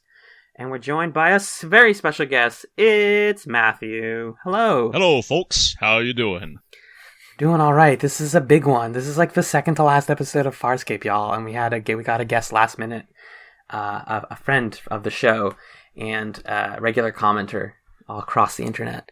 I guess I want to start by asking you the question I ask all of our guests, which is, why did you choose this episode? Because I know that you initially were like, I want to do the finale, and we were like, we can't in good faith give we cannot give another person our guest episode. We can't guess the finale. It's too good. Yeah, I understand. Well, I had one of two choices. Was it part 1 or part 3 for this trilogy? So then I guess part of my question is, why did you pick part 3? And then the other how did you get into Farscape? Well, I decided to pick part 3 because it's one of the biggest episodes for the series. Yes. And I was a first-run watcher of Farscape. Oh. It seems like most people that we talked to were. Mm-hmm. Most of them. Yeah, I was a huge fan of it. I always want to ask, like, were the breaks agonizing? I know they were, but like, oh, dude. I have always said that Farscape has, for one thing, some of the worst cliffhangers in television history. Yep. And that's gonna. Have you seen Bad Timing already? Right. We just watched. We watched it before calling you. Yeah. Yeah. Right. Now imagine not knowing that there's going to be anything else after that. Oh yeah. Oh, jeez. That'll melt you real quick. That'll turn you into a bunch of Dippin' Dots. Totally. Oh, man, that's wow. Is it the right time to tell you about the watching the final episode, Bad Timing, first run? Well, I mean, what did you feel about it? Because that's going to be next week for folks, and most people listening to this have seen the show. Okay. Well, here's how it ended. First of all. No, well, not actually that, but you know what happened to our heroes, and then the Sci-Fi Channel showed us a black screen and the text saying, "Thank you all for watching. Goodbye," or something similar to that. Oh, Christmas! And I spent the entire episode agonizing over how they were going to wrap up the series in the episode. So I stood up and I cried out with a very heartfelt no. I was like right. Luke Skywalker when he saw Obi-Wan Kenobi get struck down by Darth Vader. Oh yeah. Oh my God, I can't even imagine. Like, so, because did it have the to be continued in the first airing, or was that something added later? It did have that. It had to be continued, and then it had the blank screen. Oh woof! Jeez. And you're like, but when? It's about 2 years later. Well, because somebody, and I always forget to credit this person, but somebody a while ago sent me a link to all of the promos for Farscape. Like, every single episode had promos. They're like, hey, this week, Friday on Farscape. And especially in season 4, they kept calling stuff like the season finale, and it's like season 4, episode 10. Yeah. And they'd just be like, the season finale. And it's like, they were pulling the wool over our eyes for a while. Trying to tell us that this was more show than it was going to be. But you watch it now, and it's definitely like, We're So Screwed feels like the big epic, like, here we go. And then Bad Timing is like a much more quiet, like, here's what we got to do. Here's the big finale. As far as I remember, they thought they were going to have a season 5 very close to the end of season 4. I've read about there were even like 7 planned seasons, because there's stuff hinted at in Bad Timing that's like they could totally just take this in so many different directions if they wanted to, which I find super fascinating. Yeah. We'll talk about that next week. Yes. For definitely. Right now, let's get to the super fun, bombastic. We're So Screwed, La Bamba. Oh my God! What did you think of this episode? Which one of us? You, me. Sorry, I think of this episode. Well, it's a really good action episode. There aren't that many quiet, introspective moments, which I usually love from seeing in Farscape, but there were some that were fairly poignant. So, definitely that elevator. We talked about the elevator in the first 2 parts, but like they used that idea to such great effect of like here's a moment where we have nothing to do but like sit for a little bit. Yep. And it leads to the best part. They wring a lot out of it because they have the moments where like the whole crew is in the elevator and they're going down like, okay, this is what the plan's going to be. They play with the idea of like holding the elevator open with Chiana in her hand. One of my favorite parts of the episode is when the Scarens are coming down the elevator to attack them in the plant chamber, and it keeps cutting back, and they might as well have been playing like Girl from Ipanema in the background as the Scarens are like sitting there like, oh, we gotta get down there. Yeah, that was a great part. That one part in that right there was there's one moment where one of the Scaren in the foreground turns to look at the other Scaren, and what went through my head was, did you just fart? Because he gives it that look what did you just do? Yeah, it's this beautiful combination of Farscape levity and tension and a crazy new thing we're learning that Sikozu can do for no reason. Yeah. But something that we wanted to talk about, that we started talking about just before this in our coverage of the first 2 episodes, was Stark. So I think let's dig into Stark for a minute and kind of talk about everything Stark related that's going on here. So last episode we learned Stark's here. He's torturing Scorpius for some reason. He's really mean now, but it's kind of cool. And then I think it's in this episode that Scorpius tells us, no way was that the real Stark, because Stark is not mean. He's kind of a wimpy dude. Yeah. That was probably a bioloid. Yep. And then we get this beautiful moment of narrative synergy and reincorporation where Scorpius is like, yeah, wormholes, forget that for a second. Those are kind of dumb. Listen, Stark told me this great stuff like 3 years ago that's finally going to be relevant for us. What is it about? It's about the plants, right? Mm-hmm. Yeah. That was cool, because it's like season 1 in a lot of ways felt very like small. It's like, I don't really know if we're going anywhere other than will John go home? And now it's like, as soon as we got to Nerve and like Hidden Memory, we were already hinting at stuff that's going to come back and stuff that we didn't even notice. Like Stark at that point was honestly just like the crazy other prisoner that was in jail with John. Yeah. And got tortured before him, and then they got rescued. I mean, the only big things that happen in season 1, John gets the wormhole knowledge, but it feels kind of incidental to a human reaction, because it's not really about that. And then the end of season 1 propels us into the rest of the show. So it is easy to feel like, that season was separate, but we're honoring it by bringing Stark back and making the fact that he was imprisoned like really, really important to what we know now, which is that Scorpius was able to get some key information from him. First of all, that the Scarens, the higher-ups in the Scaren Empire, are smart because they eat these flowers that make them smart. Yeah. Yep. And chrysanthemum? Second of all, is it chrysanthemum? Chrysanthemum? It's like something like that. Crysterium utilis, I think. There you go. Yeah, there you go. They eat these flowers that makes them smart. They have the flowers on Katratzi. And thank you.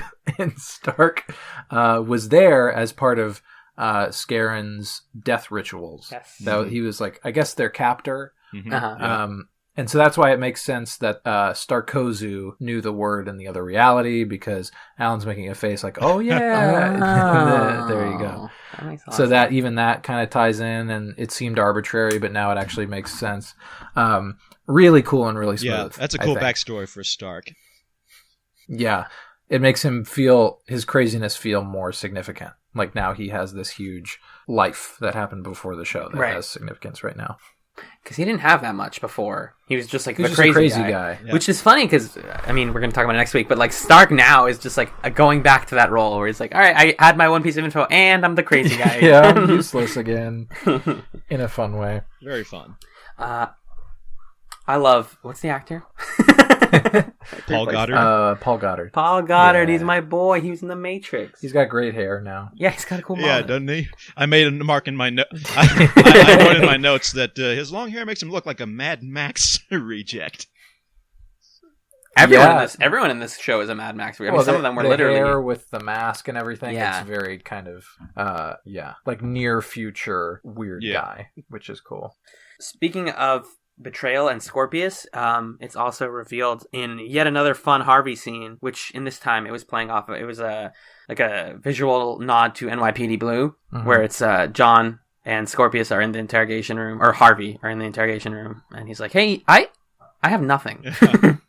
So that scene where he's like, I don't actually have control over you that much. I was lying to you. Yeah. What we basically find out here is that Harvey's awakening was triggered by the fact that John betrayed Scorpius. The blood pact. Right. Betraying the blood pact. And Scorpius seemed like a little sad that John betrayed him. What did you expect? I think he has that moment where he was like, you were going to leave me to die? And John was like, yeah, given the circumstances. Totally. Of course I was going to do that. Yep. Yeah. And so Harvey's like, yeah, I lied about the fact that he can hear me. That was to get you to save him. Very cool scene, really well shot. I will say Wayne Pigram's American accent is distractingly inaccurate. Yes. Well, he was really going for a New York street thug. Yeah, the New York I admit, yeah. the DVDs don't have subtitles, so I had no clue what he was saying for a bit of that. Yep. Totally. Yep. Definitely. I had to look up Scorpius subtitles for a lot of these episodes because like when he's like being tortured also, it's like he's barely intelligible. And they also put like this echoey vocal effect on everything that happens in John's mind that makes it extra hard to parse. So what we realize is, the Scorpius didn't actually have the wormhole info. It's just that he put Harvey in as like a failsafe to give John a reason to go rescue him. And there's that great scene where John and Aaron have Scorpius like on the table, and John's like, "Can I kill him?" And he's like, "You kill him." And she's like, "No, you do it." And he's like, "But I made you." You know, that was the last episode, I think. Oh, was that the last episode? We didn't talk about that. About it, yeah. Yeah, and then he's like, "Can I do it?" And she's like, "Can you promise me?" Or whatever. Oh well, he's like, "I made a promise to you." Yeah, and she's like, "I'm letting you break your promise." Yeah, I like that scene. That was a good one. And then he just couldn't do it. There's some good. Speaking of Stark again, just Rygel has to get another dig in. Where Sikozu, I think it's Sikozu. No, someone is like, "Hey, who's this Stark?" Oh, Noranti. Yeah. And then she's like, "Rygel, who's Stark?" And he's like, "Oh, another lunatic with the wrong number of eyes." Noranti has some great moments of. She asked that, and then later on they're like, "Okay, and we're all going to follow the plan, right?" And she's like, "Sure. What's the plan?" What's the plan? And they're like, "We just told you." She's like, "I wasn't listening." Yeah, and then they reiterate the plan, but in a way where it's like. It doesn't actually make sense to us, the viewer, what the plan is. Right. Yeah. They're like, you do this, you do that, you do that. That might have been the last episode also, I don't remember. They blend together. 2 and 3 definitely blend together. Pretty sure that was 3. Yeah. Oh, also in the Harvey scene, he has this great line where they're debating about making deals, and then the my side, your side line is brought back, where Harvey goes, "Hey, he's right, we're brothers from different sides of an imaginary line. Good, bad, bad, good. Your side, my side, my side." Yay. It's like, yeah, that's actually a really cool final move for that line to make thematically. Way to bring back the catchphrase, guys. Yeah, exactly. It's like, if I were to ever do a Stark cosplay, I would just yell my side, your side at everyone. That's all anyone would ask of you. Exactly. What else is a classic Stark line? Like, everyone's gonna die, we're all dead. Yeah, well, you could always do the one where he's mad at Jewel and he says, "I'll show you something that will make you cry forever." Or whatever the line That's just a good threat to someone. Yeah. Mm-hmm. He does that. He takes his mask off and you see the inside of it. So there's lots of Stark stuff. And then Scorpius is talking to Noranti and Rygel. And then Noranti has that good line where Scorpius is like, "I'm good to these people, but I'm not good to the peace. I'm betraying everyone." She's like, "Yes, I really like your compartmentalization of duplicity." Yes, great line. Wonderful line. Because she doesn't have that much stake in things. Like, she obviously wants things to go well, but she's like still detached enough that she's just like, good duplicity. Good, like, being able to play both sides like a meanie. And then there's some Starks. Then we get the reveal that, Stark is a bioloid, and the Noranti throws like a stick in the metal part of his face and kills him through the metal part. My question is, if he's a bioloid, how could he do the face light thing? Is that not a special thing? That was one of my main questions as to how he was doing that exactly. We'll never know. I think, it's just like he's Stark. You're supposed to 100% believe that he's Stark to the point where he can do Stark powers, which is dicey. And then pretty much the rest of the episode takes place on the elevator, honestly. Like, it's a lot of just, like, get the gang on the elevator. Sikozu has that good moment where the boy that she's been working with through these last couple episodes is, like, going to give her the controls to stop it. And he gives it to her and goes, I got it for you. And she's like, thank you. Boom. Gets shot in the back of the back. He had one job and he did it. Good job. You're the red shirt of the week. One thing, like, other strain that happens before they get to the elevator is Scorpius at the beginning of the episode is like, hey, your plan was really dumb. You better be happy that I stopped your plan. You were all going to die. Because you were going to fly away and they would have just shot you. Did you not think of that? You're stupid. I'm Scorpius. Anyway. And then they're like, okay, well, we'll use Lola. We'll just blast our way out of here. And it's like, that's not a great plan. Dargo does his thing where he's like, you can't hear me, there's people on the ship. And then Lola tries to blast through, but it's shut down, or they like messed with the controls somehow. So then there's this other strain of Dargo goes in, and he's like, they messed with the controls. Maybe they put a tracker in here. I got to do a full system scan. It's going to take 3 arms. It's like reformatting Windows. Yeah, pretty much. Jeez. I like that Dargo part a lot because they're like, all right, our plan's going to be to have Lola blow a hole in the window. And then John's like, how are you planning to do that? And he's like, get Lola, tell her to blow a hole in the window and leave. A simple plan. Very simple. That's a very Dargo plan. It should work. But as Scorpius said, the plan is not very good because, of course, the Starks, the Sikozus, the Scarens have a lot of backup. I couldn't remember the name. Before we get into the elevator, I want to cover. Sorry, I want that to be like the big kind of final thing we talk about. So let's talk about what the Peacekeepers are up to. The whole Braca Greza situation. All right. Yeah. So first of all, the offer that the Peacekeepers end up making to John and Aaron is, what is the word? A pardon. Yeah. Yes. They're offered a pardon for their crimes. You get those like cool hologram pieces of paper. And then John holds it and he's like, is this real? Can I have one? Can we keep these? Is this like a real thing? And Aaron's like, yeah, that looks legit. Even though it does not at all look legit. And then there's this great scene where Greza asks Braca and Aaron to leave the room. Mm-hmm. And Greza is essentially pleading with John to be reasonable. Oh yeah, this scene's amazing. Yeah. And Greza says, in my hands, you can have peace. I can have peace. John says, I've been in your hands. There's no peace there, just power. Ooh, whoa. Indeed. Amazing line. Then we keep it going. Greza says, you are so self-righteous. I have used all my skills, all my resources for one perfect chance at peace. And because of you, it is gone, and I am, John says, frelled, screwed, raped. Welcome to the universe, Commandant. And then he leaves the room. Drop the mic. God. Yeah. Yeah, basically. Amazing. It's really cool that they're like keeping that as an essential part of his character and his relationship to Greza. It's like, she still did this to me. I'm not gonna like brush this off and go on without it. They honor the fact that like it was really traumatic for him. They don't like forget that. Right. That and they don't overplay it or anything. Yes, also that. It's like he's not like the trauma victim of like the what is it? It's the show Law and Order. He's not like the SVU victim who was like, I was assaulted and now that's my whole character arc. Right. He's got a lot going on. Yeah. So that's that. And then moving on to later in the episode, Braca and Greza essentially have this power struggle where Greza wants to just fight. Yeah, she's like, I'm initiating all out war, send all the weapons out, go, go, go. Braca's like, that's not a great idea. That's a really bad idea, friend. I think you might be off your rocker, miss.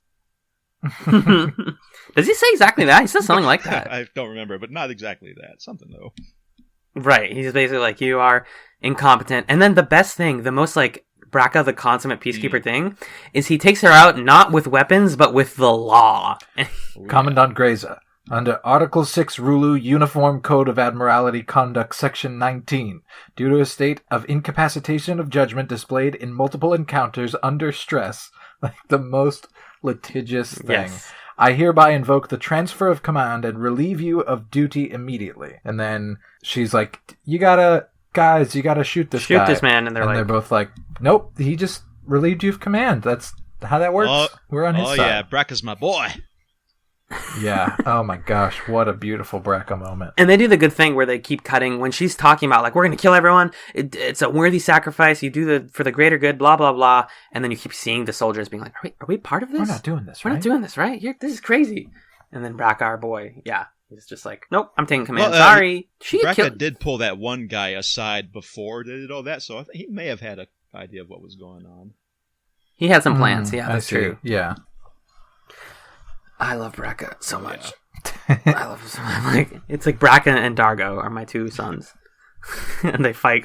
That's why I Inch You Inch is my favorite episode of the whole series. That's not true at all, but for shipping reasons it is. Shipping and handling. So there's the elevator. The titular elevator. Not titular. Yes, and I, first of all, like the idea that Katratzi runs... It's like, because it's a drill, right? I think... So... One of the elevators has a drill on it, right? Yes. That's how that works? Yeah. And then the elevators are like other elevators? Yes. The main one that they use is a drill. Yeah. So it goes, that's why when Sakozu's not boyfriend gives her the code or whatever, it's like, now I can drive the drill. And then she like is inside like moving the drill. And they're like, this is dangerous. And then they're like in it and sitting and spinning like the worst tilt-a-whirl of all time. Oh yeah. And a lot of stuff happens in the elevator. So they're going down, and then they go to the flower room, the chrysanthemum room, and Scorpius goes with them at some point, right? Yep. And that's an amazing scene when he goes into the chrysanthemum room, and he sees the flowers, and he's like, and what I realized there that I thought was really clever was he doesn't actually need John's wormhole info. What he wants is to destroy the Scarens and to have power. If he takes out the flowers... He doesn't need the wormhole because he can already destroy he can beat the Scarens with that and then just have like basic military might and take them out. You know what I mean? Yeah. So he's like, I'm completely reassessing like, oh, I don't need anything else. This is all that matters is right in front of me. If I take this, I win. You know, like at least in this area. Yeah, I think he would also quite enjoy having wormhole weapons just in case anybody else got any ideas. True, right. Yeah. And that's not the only bunch of flowers that the Scarens have, but it would definitely be a huge step in the right direction for him. I think it's just really cool that this episode shows you that Scorpius is the master manipulator and has always had more than one plan. Oh, yeah. Right. He wasn't even just living on wormholes. He was like, I just have a goal and I have 10 different ways to get there, and whichever one works is the one I'm going to do. The other great thing about this scene, though, is the fact that Scorpius fails. Oh, yeah. Like his plan that he had on his own gets messed up. Because of something as simple as the fact that there's a shield. The flower had a force field around I really like that. As we all know, John's plans never work. Scorpius's plans have pretty much always worked, except for this time. And he's just screaming, impotently shooting this shield. Yeah. And he's like, Stark didn't know about it. Stark didn't know about it. This must be a new addition by the Scarens. As if they like remodeled their bathroom. Yeah. They added a bidet. No. And then Shiana gets stuck in the elevator because there's that funny back and forth where they're like holding the doors open, and then the big Scaren guy is like, "No, close them. No, open them. No, close them." And she's stuck in between them, and then perfect. Partly a callback to that one episode with the really funny shot of John with Dargo between his legs, or vice versa. You know the thing I'm talking about? It's the episode that you like that we kind of find controversial, like the sexual assault drugs episode, the date rapey episode. The like Guy Ritchie style? Scratch and sniff. Yeah, thank you. Yeah, so when that like shot where he's under his legs because they just woke up in the middle of nowhere, now Chiana is trying to hold the thing open with her legs, and Dargo's like, I need to get in there. Whoop! And he just goes right between her legs, and he's like, hello, I'm here to save the day. Euphemism. 100%, as we see later. He's just still... He's like, now I'm where I belong. Yeah, that elevator stuff was great. I love all the stuff about the overrides. We couldn't override their override of our override. Oh, yeah. That was fun. Couldn't override the override of their override. Yeah, the episode has a lot of fun with just the idea of these sort of tense plots or like goals that people are trying to accomplish. Even just in the way that John reacts to the fact that the flowers are so important. Like, flowers are more important than wormholes. Right. And the episode kind of makes fun of it, but also takes it really, really seriously. Right. In a way that I enjoy. Because they have the part where someone's doing research, and they're like, so how do the flowers work? And it's like, if they have them, super smart, super technologically competent, super invincible? What if they don't have them? They're so... It's like a Harvey thing or something. He's like, they're so dumb that a child could run circles around them or something. Yeah, it was the line was, your dog could beat him at checkers. Yes. Oh, yeah. That's right. There's another one of those mumbled Harvey lines that I barely heard, but I was like, that was in part 2. That was the end of part 2. When they're talking about the flowers and it's the Nosferatu Scorpius. Yeah, that was the third one, yeah. Oh, then you're right. Thank you. I'm not sure which Harvey I like best, Street Informant Harvey or Nosferatu Harvey. Well, in terms of which one we could understand speaking, they're pretty equal. Yeah. Fair enough. That's a good question. Street Informant, I guess, is more fun because he's got the beanie and he's got looks really silly. But Nosferatu Harvey is I thought very it thematically very cool. Yeah. Speaking of thematically, that's symbolism thematics. So we get a big reveal about our friend Sikozu in this episode. Yeah. Apparently she's Jean Grey, the Phoenix. Yep, that was my note. I wrote down. Apparently, Sikozu has the Phoenix Force. Yeah, nice. There you go. Yeah. So she drops this on him. Hey, I know we're in a tight spot. By the way, here's a cool thing I can do. I can let off radiation that just kills Scarabs. Melts them right away. Don't tell anyone. Hey, you gotta not tell anyone. Can you tell me you're not gonna tell anyone? It's like, you just told us. What do you? Wow, and we're in said that we're first. Underground, and no one's gonna hear. We'll say anything you want us to say right now.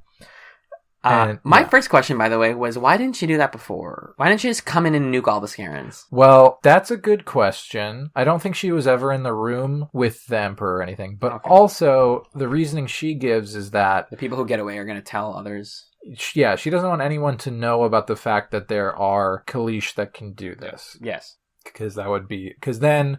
I think millions she says and millions of people, innocent people would die. Yeah, the Scarens would just kill all the Kalish to make sure that they got the specific ones that could do it. But as long as he has 4 or 5 Scarens in a locked room where nobody else knows about it, no problem. Yeah, just nuke them. Why not? Yeah. Which also dangerous because there's a bomb in that elevator. Yep. That's probably why they had that conveniently forgotten in the elevator. So that they wouldn't have an explosion. Exactly. There's a lot of... That part was funny to me because it's like John is such a good planner. And then they get into the room... No, he's not. Wait, what? No, he's not. He's a good improviser. Sure. But he goes in and he's like, oh, did someone bring the bomb? Damn it. I forgot the nuclear weapon in the elevator. I forgot the nuke. Like, what, John? Excuse me? I left the nuke in the elevator. Can we go back? They're like, yeah, but they're between us and that. We can't do it right now. Yeah. And they start going up, and there's them hanging out in drill, and there's some drill stuff.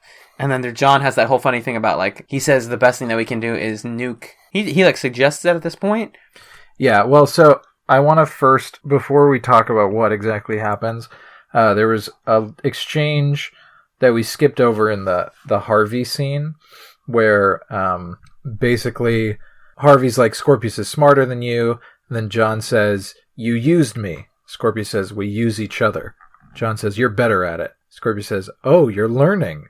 Yep. But I think that is a great kind of summation of their relationship. That they, at the end of the day, it's not that they're adversaries directly. It's that they are in this constant back and forth of using the other person's motivations to forward their own ends. Because, like we said a few times, they're kind of on opposite sides of the same thing. Like, they both want to develop this scientific technology. They both want to, in some ways, master space or those powers. But anyway, so now they're stuck in the elevator, and they're at a point where it's like, you know what? We are pretty much frelled. We couldn't destroy the flowers. We don't really have a way out of here. So, and then John's like, hey, Scorpius, how important is that plant? Scorpius says, I would trade my life for its destruction. Yeah. Which I thought that was going to be like Scorpius is going to sacrifice himself. Yeah, which would have been cool, but also not quite right for the character. Right. He wants to see that victory. He doesn't want to lead to it and then let other people have it. He wants to be there on top of the throne of bodies. So John says, what about my wormhole debt? Scorpius says, of course. And it's like, okay, I guess we're doing this. John opens the little hatch in the bottom of the elevator, drops the bomb in there. And then goes, let's take a vote on it. With Sikozu abstaining because she's unconscious. With Sikozu abstaining, and then it goes off, ba-boom, and they're like, yeah, the concussive force will make it partly up the elevator, but probably won't kill us, but it might kill us. Yeah, we'll find out. That's very Farscape. I don't know, screw it. And then Rygel's like, this is one of the lines I wrote down. Rygel's like, Crichton, what the fro was that noise? Like, what happened? What did you folks do down there? And then he's like, yeah, you didn't get the vote. You missed the vote. Or you missed the vote, yes. Which is funny because everyone missed the vote. And then we get the best scene of the episode, in my opinion. Like, by far, where it's basically the, like, Mad World by Gary Jules is playing, and they're like, well, time to pair up, folks. It's the end of the world as we know it, and I feel fine. That's a different song. Yes. John and Aaron say, I love you to each other. Darga's like, who can I? Oh, Shiana. And they just start kissing. John and Aaron start kissing. They buy a new blanket to use. Yep, they ordered it on Amazon and then it came later. So they ordered it during that scene and then it came when they got to the ship. And then Scorpius is like, huh. And then Coach is like, I think I'm gonna make out with Scorpius. Is that later? When they kiss? That was it. I don't think they kiss in the elevator. That was there. Yeah, that was at the end. Uh-huh. Yeah, you're right. But it's just a lot of, it's like everyone pairing up and realizing like, well, this is it. And just like the elevator is ascending, the bomb is going off, and we're all in loving embrace. It's perfect. It's like pitch perfect for this show. Mm-hmm. Such a nice moment. Also, Pilot and Stark get to see each other. Yeah. Hey, you son of a bee. Pilot says, I never thought I'd see you again, Stark. Stark says, and I always believed I would. Pilot says, it is a pleasure to have you aboard. As if they're like best buds. And then he's like, Stark, you owe me $20 after that last bet. Get back to me. And they get back. That was actually nice because we hadn't seen Pilot in like any of these episodes. Right. It's like, oh, I weirdly missed Pilot. Definitely. Always missed Pilot. He's my sweet little boy and I want to protect him as much as I want to protect all my boys. Yeah, Pilot's back. Stark's back. Stark's just like, hey, can I hang with you guys? Is that okay? Yeah, dude. Why not? Sure. I wrote, didn't miss Stark. That's one of my notes here. Did not miss him. Even though he got kind of handsome. And then Noranti's like, oh, this is great. We're successful. Like, they get out. They blow up Katratzi. They sure do. And it's another good, like, we're talking about how a lot of the season has been about, like, the necessity of killing and how a lot of, like, death and destruction is inevitable. And they see it blow up, and it's, like, this definitely bittersweet moment of, like, yay, we did it. We did it. You took a huge blow to the Scarens, but there's a lot of people on there that we liked, and a lot of innocent people just died. Yeah. John Crichton. Major skills include blowing up your stuff. Yeah, totally. This is the third base they've blown up, if not more than that. Pretty much. I mean, we basically just had a Death Star moment, except imagine if in Star Wars Luke Skywalker then like sat down and curled up in a ball and cried for a little bit. I think that's what's going on here. Yeah, that was a great scene where John was lamenting the deaths he's caused and those he may yet cause. Mm-hmm. He does that. He talks to Aaron and he's like, I killed so many people and I'm going to kill more people. Yeah, I'll read the line. I mean, I think it's like kind of an awkwardly long and meandering line, but also it's really powerful. John says, he says, Stark, everything old is new again. He's talking to Aaron. Except the old thing's getting really old. Hey, honey, guess what I did at work today? I wore a bomb. A nuclear bomb in a field of flowers. I could get lucky. Tomorrow I could have a bigger bomb. I could kill more people. Maybe they'll be innocent people. Children, maybe. ... Whoa. Boom. Yikes. So the main note to both of you that I thought was interesting about this scene was it felt like each vignette at the end of this episode was a deliberate callback to something about the show in the past. Like it's like lamenting how the group dynamics used to work. Because we get Stark, and he says that. He's like, wow, Stark is here, and Stark's just being wacky again. Like, that's weird, because it feels like we're playing to nostalgia. And then we cut to Dargo and Shiana, and they're having sex under the really cool fur blanket, which I really wanted to be that fur blanket. And it's like, they used to do that. And they used to have that tender relationship. Yeah. And you, like, to top it all off, John and Aaron are having a tender moment where they talk about the things that they just did, which was the end of most episodes early on in the show. Right. Where they would have their little rap session and Aaron would be like, you're doing fine. And John's like, I messed up. Like, that's the show. Yeah. So that's why this episode in a lot of ways felt like a soft finale. Because it was like, well, we left and we're going to have our moments to like, because I don't think that Farscape is the kind of show that could end with them just winning and leaving 100% fine. No. It has to end with a return to quotidianness, and their quotidianness is sadness. I mean, this is the move that Farscape has been making the last couple seasons, where the second to last episode is like big explosion, and then the final episode very quiet. Is, oh, wait, there's a little bit more. See you next year. Oh, yes. And then, this is when Sikozu and Scorpius are like, do we? Yeah. Yeah. And such a really interesting kiss scene where Sikozu's just going in on it, and Scorpius does not move his lips at all, kind of moves his head away and goes, huh. And then she goes in again and he doesn't move his lips at all. It's really interesting. Their dynamic. Text Braca later, and every like, now and then, Scorpius just wants to let someone else do the work. Yeah, absolutely. Yeah, he's not always the top. Oh, it's Scorpius. Oh, it's Sikozu. Oh, everyone. This was a really fun. This was like made the boring, because we talked about how part 1 was a little bit boring, and part 2 kind of like takes a while to get to what it's trying to do, and it's like part 3 is just nonstop satisfaction. Absolutely. And it was all of the like good that I wanted out of this finale, you know. But ultimately, we're not done yet. We got background info. Oh, cool. You know what I also liked in this episode? A lot of the stuff we learned about the Scarens, particularly War Minister Akna, whatever her name is.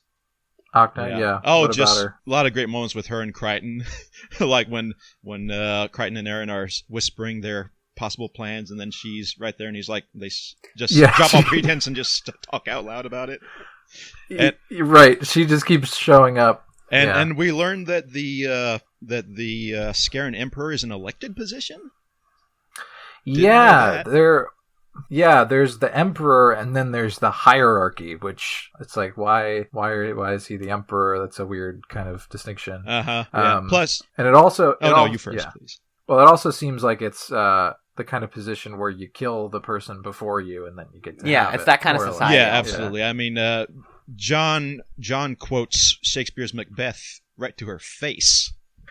Right, and calls her Lady Macbeth. Yeah, too later. And then there's some drama about how the Emperor killed Akna's father to get his position. Right. Just some kind of cool intrigue that makes it feel a little more lively.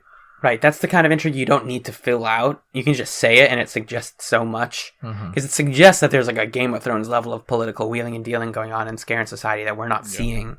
And we're just seeing one extension of it. And that like provides a lot of scale without having to show anything. Very, very cool. And then, when the third time or whatever that Akna walks in on them, he's like, stop doing that. He like looks at her and he's like, you keep coming in on us talking, go away. She's like, this is my job. The whole flower thing also adds this aspect of tragedy to Scaran existence that I found really satisfying. Because for me, I was always annoyed at moments where Scarans were made out to be like dumb, mean, big lizards. We gotta kill the dumb, mean, big lizards. They're bad. But these episodes really made it feel like they are a society that I can understand more. And I can understand that I don't want them to succeed, but I can also understand how like existentially terrifying it is for them that if they don't have their special flowers, they're going to be reduced to dumb, mean lizards. And go ahead. No, you were saying, Matthew? I was just going to say how they really have a lot riding on all this mess. Yeah, definitely. Exactly. And plus, if they had wormhole technology, they could probably plant their flowers anywhere they wanted to. Everywhere. There you go. Right. There's their motivation. Absolutely. Expansion is always necessary to counter our flaws as people. Oh, yes. I was just going to say that, in a kind of like a meta way. It's like we don't want to be the brutes that we look like. We want to be the smart, like Game of Thrones political people that we aspire to be and can be. And the only way we can do that is by taking things from other people and by taking and relying on this crutch that is our entire, it's like the axis around it, which our entire existence lives. Yeah. All right, let's jump into this background information. Eren's line, "It's the hat," was an ad-lib by Claudia Black. It's fun. It was like a Maleficent's hat, I think. It's a very similar vibe. Yeah, I call it the Queen Alien hat. Yeah. Totally. David Kemper thought of the title for this episode, though he wanted it to be La La La La La La Bahamba. Of course he did. He said that won't fit on DVRs. Kemper argued that the explosion in the flower chamber was so far underground that it would not have affected the surface levels, much like nuclear tests in the 1950s. Sure. There's always been the parallel between the nuclear tests and the show. It's like they're doing it again. It's good. Yep. Director Rowan Woods made the Harvey Crichton interrogation scene an homage to NYPD Blue. These scenes were given a gunmetal look to emphasize the difference from reality. Very cool. NYPD Blue is a good show. Yeah, it was a cool visual effect. Nice colors. Right. You don't get to see a lot of blue in this show. Yeah, it's a lot of reds and yellows, yeah. Had Season 5 come to pass, Akna would have had a recurring role. Oh, that would have been cool. Yeah. Plans were also made to bring back Buller's still living past creations, Umli and Rygel. Okay. Rygel. Sure, why not?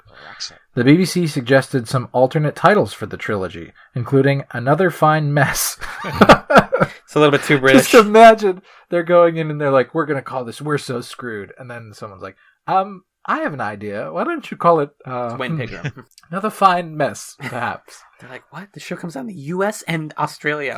I think the title is quite smashing, personally. Quite so. Indeed. They wanted it to be that before electing to use the episode's subtitles only. Lou Elsey, the costume supervisor, had to stand on a box to work on Duncan Young's face when Young was wearing his high heels as part of his Stalik costume, as Elsey stands 5'5" and Young 6'5". Whoa! Wait, 6'5" without the heels? Or with the heels, you think? I don't know. Must be without. Though. You know, I knew there was something about his costume, but I couldn't remember what it was, and that was it. Yeah, it's got heels. Mm-hmm. Also, Duncan Young, by the way, played the Diagnosin. Ba-da-boo? Wait, Tokhat? Maybe not Tokhat. He played a Diagnosin in... Yeah, the second Diagnosin, the one that's that on the we TV saw. screen in Twice Shy. You're right. I was like, I think that was Fiona Gentle, my dude. I've been watching the show for too long. Well, Fiona Gentle did the voice, but not... Oh, you're right. Not the thing. No, the guy who did Tokhat was the guy who also played the Scaran that killed her, remember? Oh, yeah. Or him, sorry. I think anyway, Stark goes aboard Moya for the first time since Thanks for Sharing back in early Season 3. Oh, because he was on Talon for so long. Right, which they reference later, yeah. After hints in previous episodes, a sexual relationship between Sikozu and Scorpius is confirmed, while Dargo and Chiana resume the relationship they'd broken off in Sons and Lovers. Oh, wow. Season 3, Episode 2? Yeah, R.I.P. So long ago. And that is La Bamba. La Bamba. Good title. Good episode. Just a good time. Speaking of not a good time, next week on ScapeChatz, we are watching Season 4, Episode 22, the series finale of Farscape. For better or for worse, it's called Bad Timing. I know, gasps all around. It was such bad timing. Oh, God. Oh, it really was. I can't that is imagine. that's a good point. It is really a meta or whatever. Like that, the fact that it's called Bad Timing, it's like, the show got canceled. And I don't think they planned that either. No, definitely not. No. The summary. When the Scarans discover the wormhole to Earth, the crew of Moya must beat them there and find a way to stop them. Failure means certain doom for the human race. But could the cost for success be too great? Yes. Definitely. Yes, it is. Absolutely. It is 100% too great. So yeah, for people at home who want to send us Moyabag stuff, we've now, when this episode goes up, have definitely watched the finale of the show. Absolutely. Ooh. Can I just say it? Is DK named DK because of David Kemper? Sure. Why not? Sure. It's an open question. According to the Farscape Wiki, we just accidentally found out that David Kemper is also known as DK, and now it's like, maybe. But yeah, so we finished the show as of watching. We haven't recorded our finale episode yet, just to give people like what you can talk to us about right now. But that was We're So Screwed. Matthew, I want to say thank you times a million for being our final guest. Hey, thank you very much. I hope you had fun. We had a lot of fun. Yeah, good times. Definitely. Can I ask you guys one question before we go? Yes, absolutely. This is not this episode, but the previous one. How did you enjoy John's "I'm an American" speech? Oh, we adored it. We read the whole thing. Okay, good. I can't wait to see that because that is definitely far and away my favorite John sequitur of the entire show. John sequitur. Wow, I that's like good. that.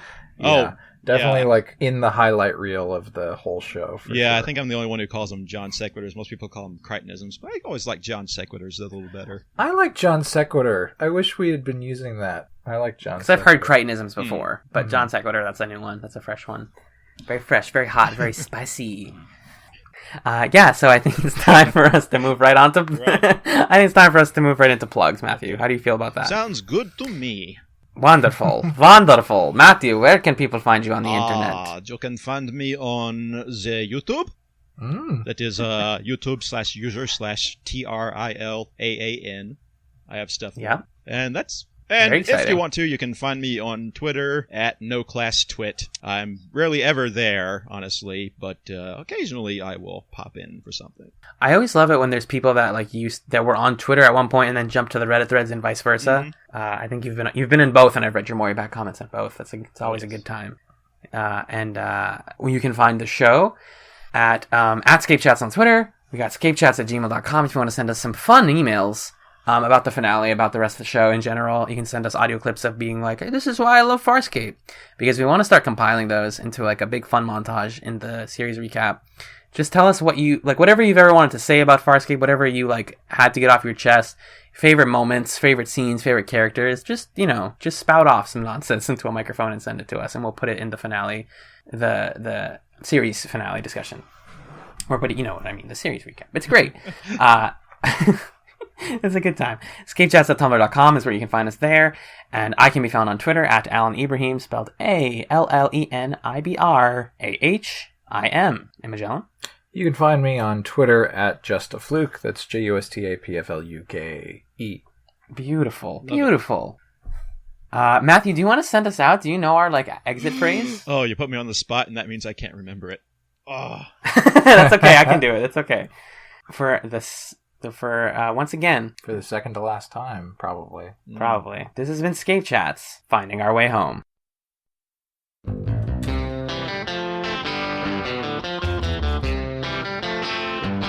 We're so screwed, the bomber.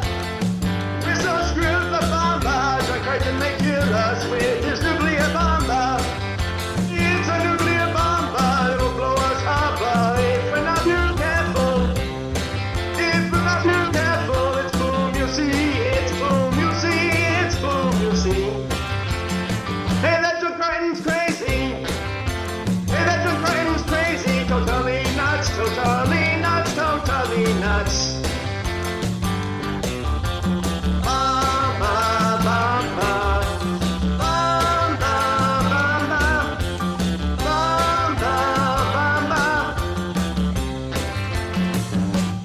We're so screwed, the